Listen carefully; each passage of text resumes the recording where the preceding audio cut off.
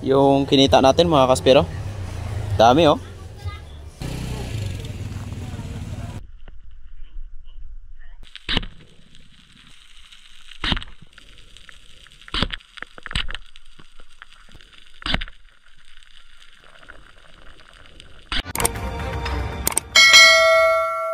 Nandito tayo ngayon mga kaspero sa Romblon dahil bibili tayo ng makina.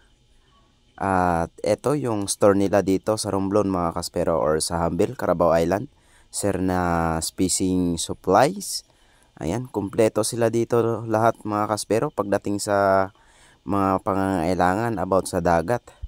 At ito yung nabili nating makina, isang Sumo 19 na pangmalakasan dahil sa malayo yung dinadayo natin. At ito kumpleto po sila, meron silang mga goma para sa mga pana or spear gun, and then yung mga epoxy, lahat po meron.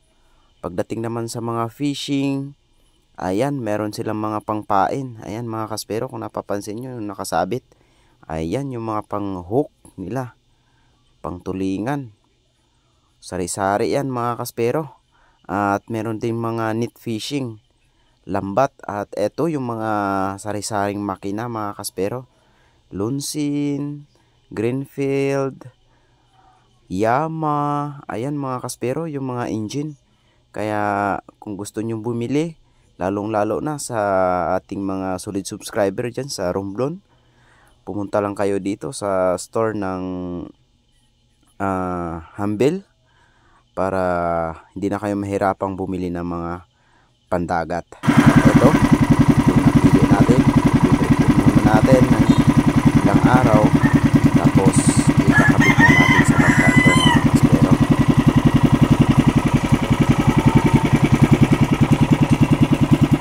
At ito na nga,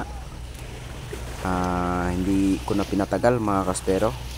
After 2 days or 3 days, yung bangka ko naman, yung kinondisyon ko, ayan, pininturahan ko ng bago kasi luma na yung pintura. Tapos yung mga batik, inayos ko na mga kaspero, tinanggal ko yung pintura. At ito na yung makina natin, kinabit na mga kaspero. Kaya shout out sa ating boat maker na laging sumusuporta sa atin pag may kailangan tayong gawin. At eto, nagtatali na tayo sa ating mga batik. Ayan, tsaka na lang natin pinturahan pag naikabit na mga kaspero. Ayan, shout out din kay Master Alvin. Ayan, salamat sa pagtulong sa pagtali ng batik. Grabing hatakan to mga kaspero, dahil kailangan ko na itong matapos para makapag-dive na tayo. Ayan. Ayan, shoutout din kay Tutoy na tumulong. Ayan yung nakarayban, yung pogi mga kaspero. And yung boat maker natin, yun yung naka-blue, yung nasa dagat. Ayun. Kaya maraming salamat talaga. At natapos na itong bangka natin. Pintura na lang kulang at saka lettering. Pero gagamitin ko na ito mga kaspero, dahil parang natutuyaan na tayo ng hasang. Hindi lang hasang, pati pulsa. So malaki-laki rin yung nagastos natin. Kaya kailangan nating makabawi dahil ilang araw na tayong walang income. At ito, ipaplastar natin doon sa maaliwalas at makagalaw tayo ng maayos, dahil yung pwesto natin sa una medyo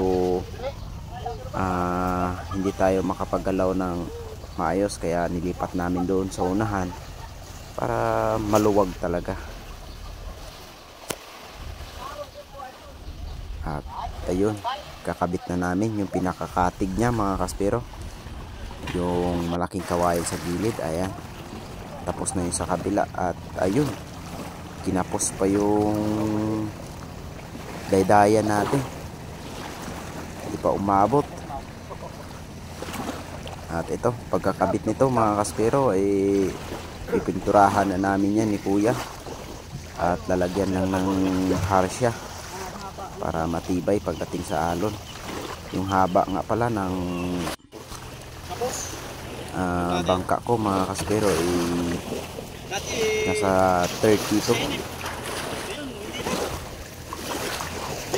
Umabot ito ng mga 7 meters yung baba.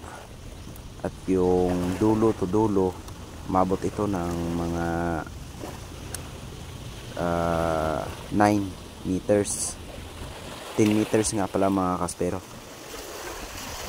Ayan, tulong-tulong kami mga kaspero para matapos na.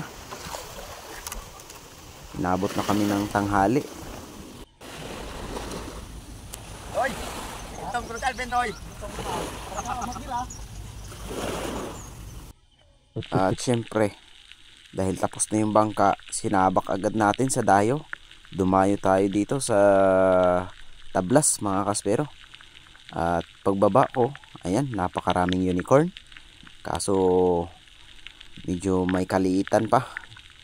Baka hindi kayanin ng ating pana. Sobrang laki ng pana natin. Tapos yung isda sobrang liit. Baka hindi kayanin ng pana natin.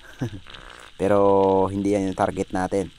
Dahil napapansin ko mga kaspero, merong mga pelagic. Merong mga naghahunt doon sa unahan. Kaya yung ginawa ko,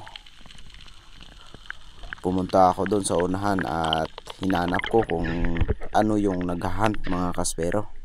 Tingin ko mga pelagic yun. At pagbaba ko nga dito, sinalubong tayo ng GT. Ayan o. Kaya pinana ko na mga kaspero para meron na tayong binamano. At sa wakas, yung binamano ng bangka natin, isang GT or Giant Toblerone. GT, it means batfish yan mga kaspero, hindi yan GT. Kaya panalo na yung binamano natin. So umabot yan ng 2.4 kilos mga kaspero. Kulang-kulang 2 kilot kalahati. Kaya ayos na, tag 200 ang kilo. Sobra 500 yung bayad niyan mga kaspero. Ayos na. At pagka secured ng batfish natin, bumaba ako. At habang pababa ako, talagang hindi ako mapakali mga kaspero. Dahil ang lakas ng mga tunog sa ilalim na naghahunt. Dahil meron akong nakikitang mga iilang sardines, siguro yun yung hinahunting nila. Kaya dito nag-drop ako at nag-ambush. So nag-sandasting pa ako. Baka lumapit sa atin. At habang naghihintay ako dito, syempre lingon-lingon tayo sa paligid. Baka merong lumapit na pelagic. At medyo tumagal tayo dito, walang lumapit. Kaya yung ginawa ko, umahon na lang ako mga kaspero para makapagpahinga. At lumangoy ako dun sa unahan. At doon na ako nag-dive mga kaspero.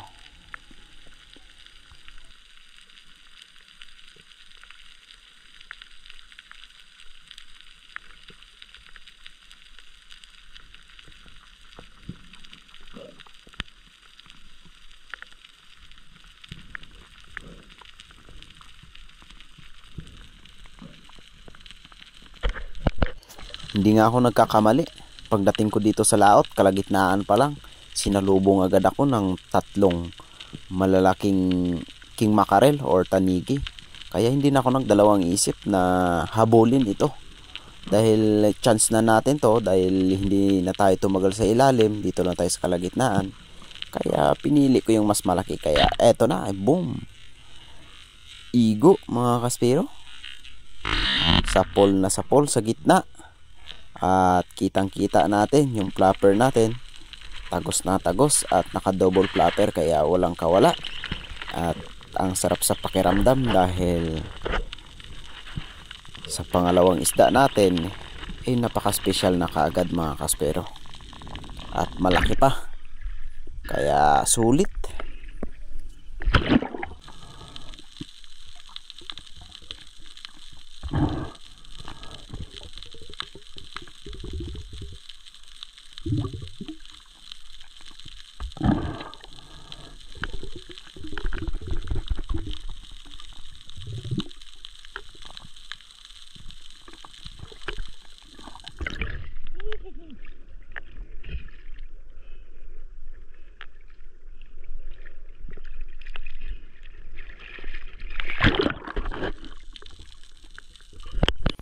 inabot ko na nga kay kuya yung unang isda natin at saka yung pangalawa. Kaya ito yung pangatlo. Kalagitnaan pa lang nakita ko na yung mga king mackerel ulit. At ito 3 piraso ulit mga kaspero. Kaya hinabol ko tong isa. At dumaan pa yung bangka sa taas mga kaspero. Akala ko lalayo na kaya hinabol ko. Buti na lang bumalik pa. Kaya ito tinira ko na yung medyo malayo. At ayun, sa pool na naman mga kaspero. Walang kawala. Pangalawang tanigi natin mga kaspero. Ang good size pa naman ng mga taniging napapana natin ngayong araw. Talagang biyaya sa atin ito. Dahil bago yung makina natin at saka bagong repair yung bangka, bagong pintura. Kaya sulit yung mga huli natin. At kinuha ko yung isang pana kong maliit para i-secure yung tanigi. Dahil malayo natin tinira, hindi ko alam kung tumagos ito. At nung pagbaba ko, ayun, tumagos naman pala. Ngunit para sure, papanain pa natin para wala nang kawala. At ayun, tinamaan sa ulo. Secured na ang ating tanigi mga kaspero. Pangalawa, malaki rin ito. Umabot nito ng mga 7 kilos.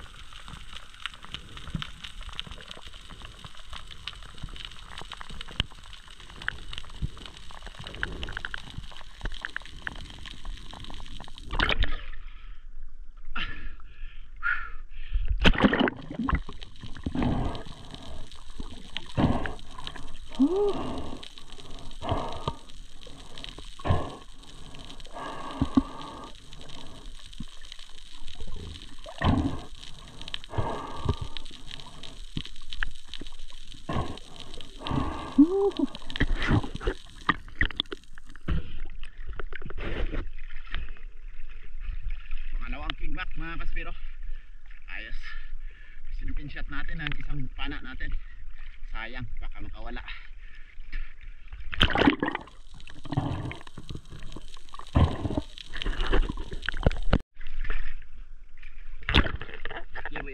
Boy Iran.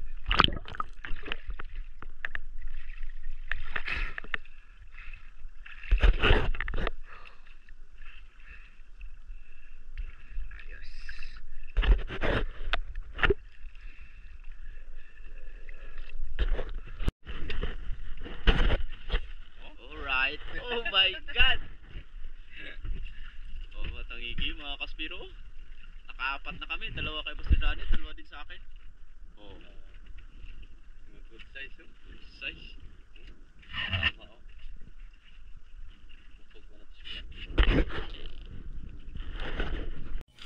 Katapos namin magpahinga ni Master Danny, bumaba ulit kami at pinuntahan ulit namin kung saan kami nakapana ng king mackerel. At ito, pagbaba ko nakita ko agad itong malaki, kaya ayun, hinabol ko na. At kung napansin nyo yung mga pumuti sa gilid mga kaspero, yun yung hinahabol ng tanigi, yung mga sardines. Kaya nandito yung mga tangigi sa paligid, paikot-ikot lang. Kaya napakaswerte natin dahil ito na yung pangatlong tanigi natin. At si Master Danny nakapana na rin ng 2 piraso.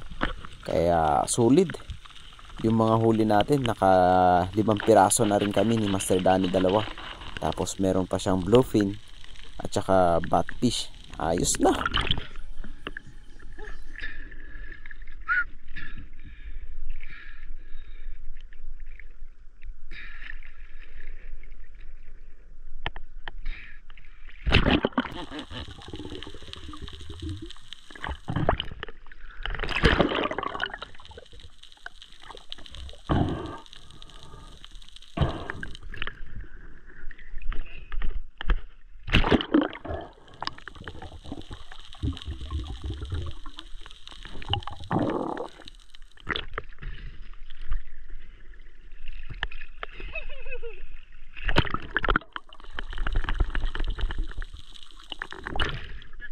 Tinangay na kami ng agos kaya bumalik kami sa taas at pagbaba ko, ito ulit.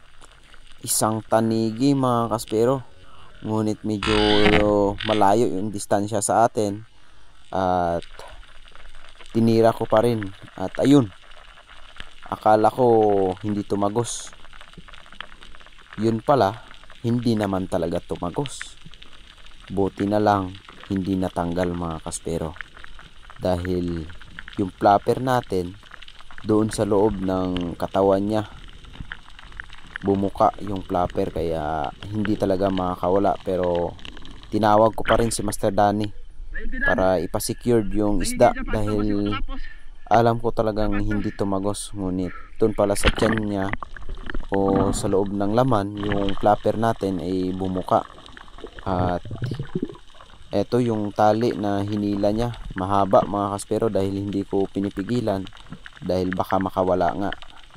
At nung na second shot ni Master Danny at nung kinuha ko na rin yung isda, tinatanggal ko, ang tigas din pala tanggalin kaya ayos, secured yung pang-apat ko na napana na king mackerel mga kaspero.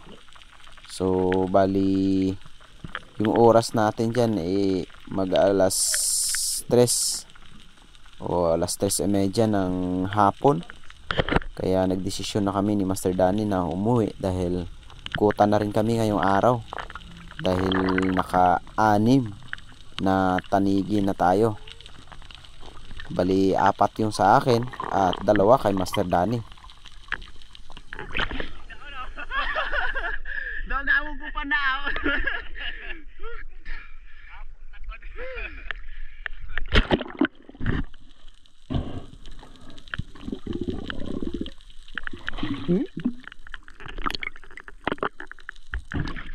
Sudah tagalit na mo. Taras papa aro takon. Kita tak mo agi mama tali akong palak libot laga sana. Pati alway. Nagpaga. Ulat-ulat ikaw. Wala po so. Mawa ang maging tagali. Layo bay. Layo pa matos pinyano. Layo ta po. Layo ng libot ng matar mo. Ha. Wala akong birahabla. Wala ta na buhay ka ano ba? Kung pa sa paras. Okay. Kota na. Uwi na. Pero mga alas 4:30 na siguro yan. Tingnan natin yung huli natin kung pwede na yan. Tining-tining. Up. Siga. Eat bulaga. Alright. Grabe harvest yung King Mac mga kaspero. Oh, muntik lang na puno ng King Mac. Walo. Oh, ha? Right. Makarating tayo sa Boracay mga alas 5. May pugita. Oh. Uwi ang ilang araw. Paila.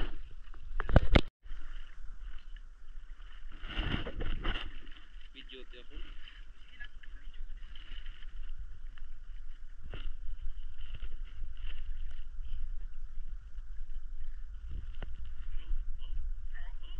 Harvest mga kaspero.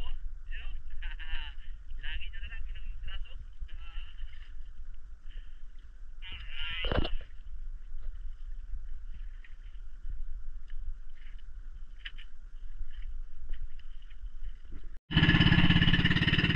Tinapay muna tayo. Pauwi na tayo ng Boracay.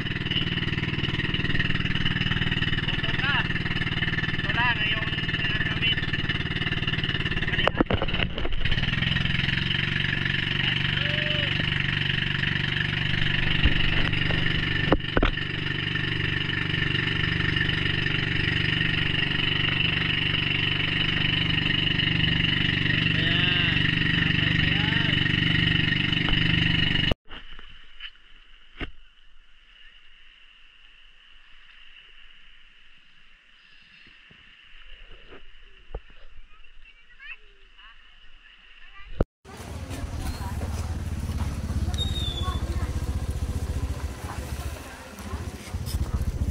Yan, di ba gagi?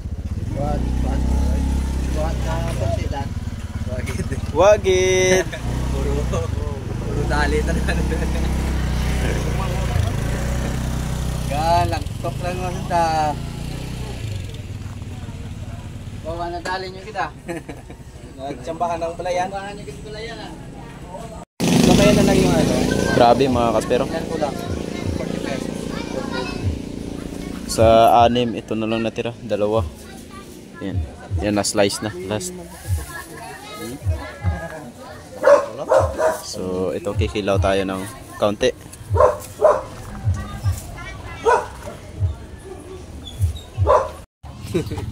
Sarap ng kilawin mga kaspero. Tanigi oh.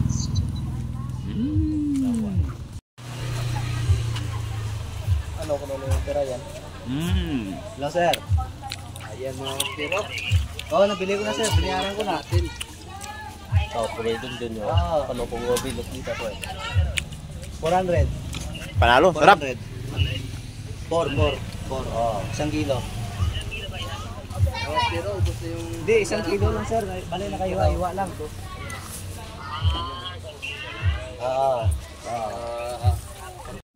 Pinilaw lamang.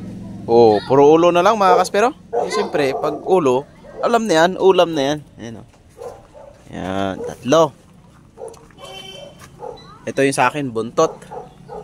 Ayan, ulam. Oh, paubos na yung kilawin, no? Yan. Wala na talaga. Ubos na. Ayun, oh, wala na. Wala na.